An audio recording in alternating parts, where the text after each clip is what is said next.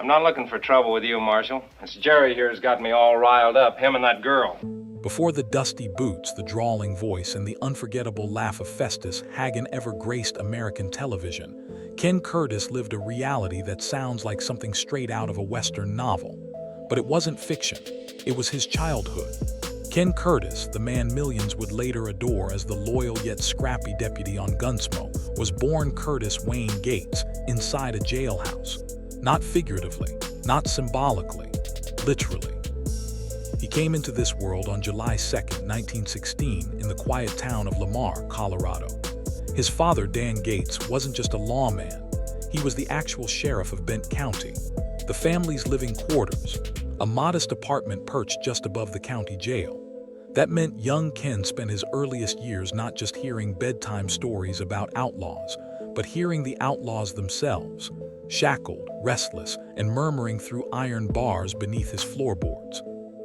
His mother, Nellie Sneed Gates, had a kitchen that served two worlds. She cooked for both her family and the inmates. It was through the clanging trays and whispered thank yous that Ken first saw the fragile line between law and mercy, punishment and compassion. Some boys grow up with toys. Ken grew up with lessons in humanity, humility, and justice, served hot 3 times a day through steel bars. That upbringing left an imprint so deep it would echo through every character he portrayed. The moral duality of the jailhouse, his father's tough exterior balanced by his mother's gentle soul, wasn't just background noise. It shaped his worldview. And when the Great Depression hit, forcing communities to lean on faith, music, and moral grit, Ken found refuge in all three. Money was tight, entertainment was rare, but Ken had a gift. His voice, rich, warm, and unexpectedly powerful, carried a kind of healing. In church choirs and town gatherings, people took notice. Yet even as a teenager, Ken was torn. Should he chase the applause or follow the safe path his parents hoped for? He chose what most wouldn't. He listened to both duty and dream for a while. He enrolled at Colorado College with the intention of becoming a doctor, a profession grounded in science and service. But as he studied textbooks, he quietly snuck off to perform in student events. The pull of the stage, the way his voice seemed to hush rooms and lift spirits, it haunted him. Not the jail, not his past, but the feeling of being trapped in a life that wasn't his. So one day, he walked away from the path others wanted and stepped onto the one his heart demanded. And where that path led next would place him directly in the shadow of a legend, a voice that would replace Sinatra's, a new name born out of music and guts. But swapping a stethoscope for a microphone was just the beginning, because Ken Curtis was about to step into a spotlight that very few ever survived. How many men have stood where Frank Sinatra once did and lived to sing another note? For Ken Curtis, that impossible feat became his first taste of national spotlight. The jailhouse boy from Colorado had traded his dreams of medicine for music, and by the early 1940s, his gamble started to pay off. But the price, pressure like nothing he had ever faced. Curtis joined Tommy Dorsey's orchestra at the height of its fame, stepping in just after Frank Sinatra walked away to pursue his solo career. It was like being asked to fill the shoes of a living legend, on live radio before skeptical audiences who adored all blue eyes. But Ken didn't flinch. With a calm charm and deep baritone that warmed hearts, he didn't copy Sinatra. He carved his own lane. It was Tommy Dorsey who gave him his new name. Curtis Wayne Gates was a mouthful. Ken Curtis, on the other hand, short, punchy, unforgettable. It stuck, and so did the attention. His voice became a regular presence in homes across America through records, broadcasts, and concert tour. But it wasn't just his sound that captivated. Ken had a storyteller's soul. He didn't just sing melodies, he delivered emotion. This gift earned him a spot with the Sons of the Pioneers, a beloved Western music group that blended song with narrative. With them, Ken helped shape the soundtrack of mid-century America, belting out iconic hits like Room Full of Roses and Ghost Riders in the Sky. But despite the fame and adoration, Something inside him yearned for more. Music was his first love, but it wasn't his last. Deep down, Ken wanted to act, not as a glamorous star, but as a grounded figure, someone who told stories that felt honest. He had no appetite for glitz. What he craved was authenticity. So while his songs topped charts, Ken quietly eyed a new frontier, Hollywood, a place where stories moved, where characters breathed, and where, if he was lucky, he could bring parts of himself to life on screen. Little did he know, destiny had been watching. Because just as Ken was looking for Hollywood, Hollywood was already looking for him. When Ken Curtis arrived in Los Angeles, the city wasn't just the capital of dreams, it was a crucible. If music tested his courage, Hollywood would test his soul. But Ken wasn't chasing fame. He was searching for meaning.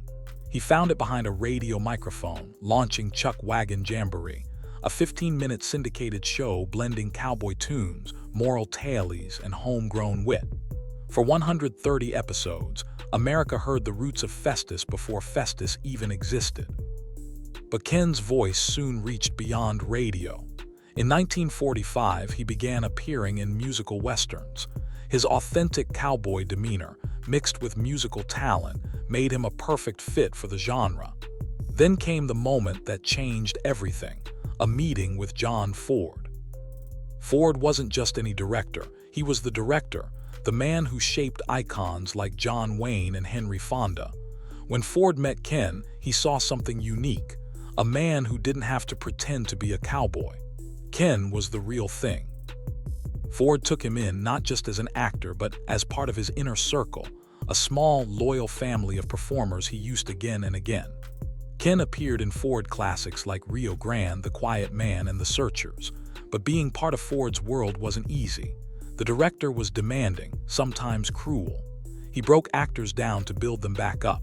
Ken endured, never complaining, always professional, and those lessons would shape his approach to every future role. Hollywood wasn't just building his career, it was reshaping his personal life. In 1952, Ken married Barbara Ford, the director's daughter. On the surface, it looked like a golden union, two worlds of legacy merging. But inside, it was a house divided. Barbara had grown up in the shadow of her father's greatness. Ken often felt like a visitor at family gatherings filled with cinematic royalty. The marriage endured for over a decade but never found its rhythm. There was no scandal, just a quiet, mutual surrender in 1964. Long before that, Ken had experienced another heartbreak. His first marriage to actress Lorraine Page in 1943 had been brief, passionate, and torn apart by distance. The entertainment world didn't make room for closeness. Both chased separate dreams and both walked away without bitterness, but also without each other. These personal fractures taught Ken a silent truth. Fame and intimacy rarely mix. And the deeper he stepped into Hollywood's glow, the more shadows began to grow behind him. In 1964, something remarkable happened. Ken Curtis was offered a single-episode role on a long-running television western. CBS's Gunsmoke had already been on the air for 9 seasons. It had legends, loyal viewers, and a formula that worked. But they needed a new face, a spark, a presence that could shift the show's energy without stealing its thunder. Enter Festus Haggen. Scruffy, unpolished, quirky, and Ken Curtis made him unforgettable. What was meant to be a one-time appearance became a defining moment. Audiences adored Festus from the moment he walked onto the screen. His scratchy voice, crooked grin, and homespun wisdom hit a chord. He was funny without being foolish, strong without being intimidating. CBS took one look at the ratings and made the call. Festus was here to stay. For over a decade, Ken played Festus in more than 300 episodes. He gave the character depth, humor, and a moral compass that often stood in contrast to the hardened men around him. In many ways, Festus became the soul of Dodge City, a deputy who might stumble over his words but never over his values. But behind the camera, the atmosphere wasn't always so warm.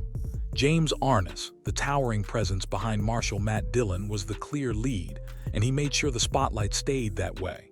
Ken respected him, but the chemistry never extended off-set. There was mutual professionalism, but no friendship. Arness reportedly wielded control over scripts, scene balance, and character arcs. And Ken, often cast as the comic relief, started to feel sidelined. Tensions also bubbled with Milburn Stone, who played Doc Adams. Stone was fiery and opinionated. Creative clashes over screen time and line delivery were common. The tension never exploded publicly, but it simmered during long shooting days and quiet lunch breaks.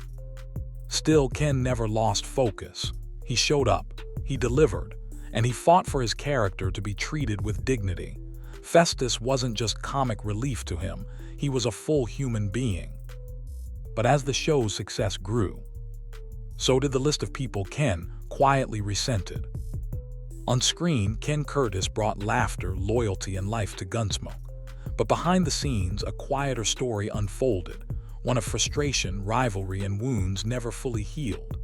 In his later years, Ken rarely spoke about Hollywood politics, but when he did, he revealed something few expected. 5 names haunted his memory, not because of scandal, but because of how deeply they had shaped and scarred his time in the spotlight. The first name was no surprise: James Arness, the towering presence of Marshal Matt Dillon. To fans, they were an iconic duo, but privately there was distance. Ken respected Arness's work ethic, but he often felt treated as an accessory, not a partner. Arness maintained creative control over scripts and refused to loosen the reins. Ken, whose character had become beloved by fans, quietly chafed under that weight. Then there was Milburn Stone, the actor behind Doc Adams. Strong-willed and sharp-tongued, Stone clashed with Ken over screen time and dialogue interpretation. They weren't enemies, but neither were they allies. They worked side by side with friction humming in the silence. Still, when Stone fell ill in 1971, it was Ken who visited him privately, proving that beneath resentment, empathy still lived. The third name stung more deeply: John Mantley, the show's producer. Budget-conscious and inflexible, Mantley refused Ken's repeated requests for higher pay and richer storylines for Festus. To Mantley, Festus was comic relief, a sidekick, nothing more. To Ken, he was a complex man with history and soul. Their feud became so bitter that by the series' end, they barely exchanged words. Even co-star Amanda Blake, who played Miss Kitty, wasn't immune from tension. At first, their relationship was cordial, even friendly. But as Festus grew in popularity, a silent strain emerged. Rumors circulated that Amanda felt threatened by Ken's rising star, especially as viewer letters began praising Festus more than the saloon queen of Dodge. They never argued openly, but between scenes, the silence said enough. And finally, the name that followed Ken like a shadow he never cast himself: Dennis Weaver, the original deputy, Chester Good. Ken never worked with Dennis, the two never even met on set, but the ghost of Chester haunted Festus from day one. Fans debated endlessly who played it better, who was the true heart of Gunsmoke. Ken, despite winning over millions, always felt like he was being measured against a memory, one he couldn't challenge or escape. These weren't tabloid feuds. There were no on-set explosions. Instead, these were slow burns, quiet battles of pride, respect, and creative longing, and each one left a mark. But perhaps the deepest mark of all came not from a person, but from a decision Ken would later make that shocked his fans. When Gunsmoke ended in 1975 after a stunning 20-year run, Ken Curtis walked away with pride. He had given the role of Festus everything, and though the set was often a battlefield of ego and power dynamics, he stayed true to his quiet principles. But in 1987, the Gunsmoke universe stirred again, and so did the controversy. CBS announced Gunsmoke returned to Dodge, a highly anticipated reunion movie. James Arness was coming back. Amanda Blake signed on, and fans across the nation held their breath, waiting for word. Would Festus return? He didn't. Ken Curtis declined the offer, and it wasn't because of age or health or bitterness, though many assumed it was. It was because of something far more personal: respect. CBS offered him a salary so low, it felt more like an insult than an invitation. After more than 300 episodes, after years of carrying scenes with heart and humor, he was being asked to return as a footnote. To fans, the absence was painful. Festus had become a cornerstone of Gunsmoke's identity. Without him, something felt incomplete. Rumors swirled. Was there bad blood? Had Ken grown bitter? Had he been pushed out? The truth was simpler and more powerful.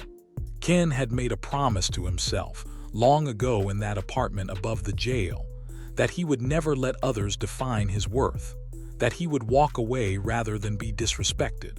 And so, with quiet conviction, he did just that. It wasn't revenge, it was principle.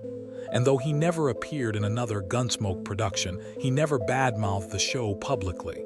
He didn't need to. His absence spoke volumes. But if Ken had closed the chapter on Gunsmoke, his story was far from over.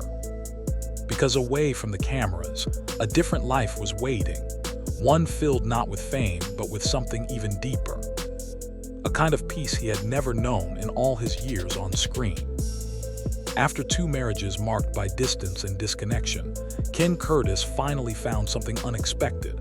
Not on a movie set, not in a studio lot, but in the arms of someone far removed from the Hollywood machine.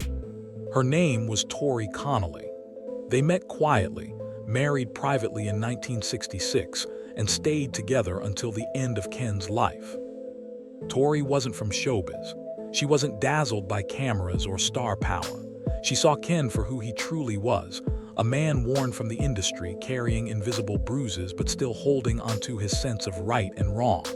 With Tori, Ken rediscovered simplicity. He became a stepfather to her 2 children. No red carpets, no flashbulbs, just fishing trips, quiet dinners, and long drives into the countryside.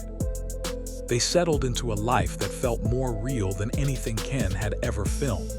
While old colleagues chased roles, Ken planted gardens. While others gave interviews, he played music in small-town gatherings and Western festivals. He wasn't hiding from fame, he was healing from it. Their home became a sanctuary. Visitors often remarked on how different Ken seemed, calmer, lighter, even funny in ways Festus never was. With Tori, he didn't need a script. He could just be himself. He also became more open about his beliefs. Politically conservative, Ken supported Barry Goldwater in 1964 and Ronald Reagan in 1976. Some fans criticized him, others applauded, but Ken never sought approval. "A man's got to stand for something," he said, and for once, he didn't have to stand alone. For a man who had spent so much of his life performing, Ken Curtis had finally found the one role that gave him peace, being a husband, a father, and just a man. By the late 1980s, the pace of Ken Curtis's life had slowed but not dimmed. He still attended Western fan festivals, signed autographs with a wink, and performed now and then with the Sons of the Pioneers. But to those closest to him, it was clear. He was ready to let go of the spotlight. And for a man who had lived through Hollywood's highest highs and quiet betrayals, it wasn't a retreat, it was a release. The man who had once filled theaters and TV screens was now more interested in filling photo albums with family memories. Ken often said he didn't miss the noise of the industry. He missed the sound of his mother cooking, the smell of prairie wind, and the quiet joy of being unknown in a world obsessed with being seen. He didn't need an audience, he just needed peace. But peace didn't mean passivity. As age crept in, Ken stayed sharp and thoughtful. He spoke gently about his regrets, not in bitterness but in wisdom. He shared stories with his stepchildren, spoke at local events, and reflected more openly about the people who had shaped him. The man once haunted by 5 names had softened. There was no anger in his voice, just memory. Then in 1991, as spring warmed the hills of Clovis, California, Ken Curtis's journey came to a quiet close. On April 28th, he passed away peacefully in his sleep from a heart attack. He was 74 years old. There were no dramatic final scenes, no hospital tabloids, just one final breath taken in the stillness of home, with his wife by his side and his dignity intact. His ashes were scattered across the plains of Colorado. Fitting, really. That's where the story began, above the jailhouse, where the sheriff's son learned mercy from steel bars and humanity from hardened men. He had come full circle, not as a Hollywood titan, but as something rarer, a man who lived by quiet principles in a world that often forgot them. In an industry where so many lose themselves to ego or scandal, Ken Curtis left behind something more powerful than fame. He left behind the truth of who he really was. But for those who only knew him as Festus, the story isn't over just yet. In the grand hall of Western television, Gunsmoke sits like a towering monument. It ran for 2 decades, influenced generations, and made household names out of frontier lawmen. But ask fans who gave the show its heart, and you'll hear one name again and again: Festus. And Festus was Ken Curtis. He wasn't the star, he wasn't the lead, but he was the soul. Festus Haggen began as comic relief, scruffy, offbeat, the kind of character meant to break tension, not carry it, but Ken infused him with something unexpected: depth. Behind the crooked smile was a conscience. Beneath the mismatched clothes was wisdom. Viewers didn't just laugh at Festus, they trusted him. And that was no accident. Ken drew from his roots, his father the sheriff, his mother the jail cook. He remembered the humanity behind prison bars. He brought that same duality to Festus, firm but fair, rough but righteous. Festus never needed to be the loudest man in the room. He just needed to be the one who did the right thing quietly, and that resonated with America. It also set a standard. For 11 seasons, Ken never missed a beat. He brought music, timing, and moral gravity to a role that could have been forgettable. He carried scenes that weren't written for him. He fought behind the scenes to keep Festus from being reduced to a caricature, and in doing so, he elevated the entire show. The irony: Hollywood never fully recognized it. Awards eluded him, headlines ignored him, but fans never did. Decades after the final episode aired, viewers still quote Festus's lines, still remember that unmistakable voice, still argue that the show's golden years were the ones when Festus rode into town. Ken never chased glory, he chased meaning. And in that pursuit, he built something enduring. A character who reminded us that you don't have to be the biggest to matter most. But that leaves us with one final question. One that fans have debated for years, and still do today. It's the question whispered in forums, reunion events, and living rooms rewatching Gunsmoke reruns even today. Would the show have lasted without Festus Haggen? Statistically, maybe. It had the cast, it had the format, it had James Arness and the legendary run. But emotionally, it's harder to say. Because when Ken Curtis stepped into Festus's boots, something changed. The tone shifted, the dynamic deepened. Festus didn't just plug a hole left by Dennis Weaver's Chester. He brought a new layer, grittier, funnier, more human. He was the bridge between drama and heart, between shootouts and storytelling. Festus gave Gunsmoke its conscience. And perhaps that's why, when Ken refused to return for the reunion film in 1987, fans were crushed. They didn't just miss a character, they felt the absence of the show's grounding force. Festus was the everyman. He asked the questions viewers wanted answers to. He stood for fairness when other characters were hardened by law or politics. He wasn't a sheriff or a doctor or a saloon owner. He was just Festus, and that was enough. Would Gunsmoke have survived without him? Yes. Would it have felt the same without him? No. Ken Curtis gave the show its laughter, its wisdom, and its warmth. And in return, fans gave him a kind of immortality no award could match. So if you find yourself rewatching an old episode and Festus rides in with that crooked smile and raspy voice, remember, this wasn't just a role. It was a life's work, forged in jailhouse kitchens, refined on orchestra stages, tested on movie sets, and sealed by a man who knew exactly who he was. Ken Curtis didn't play the hero, he played the truth. And that's why, even now, we're still talking about him.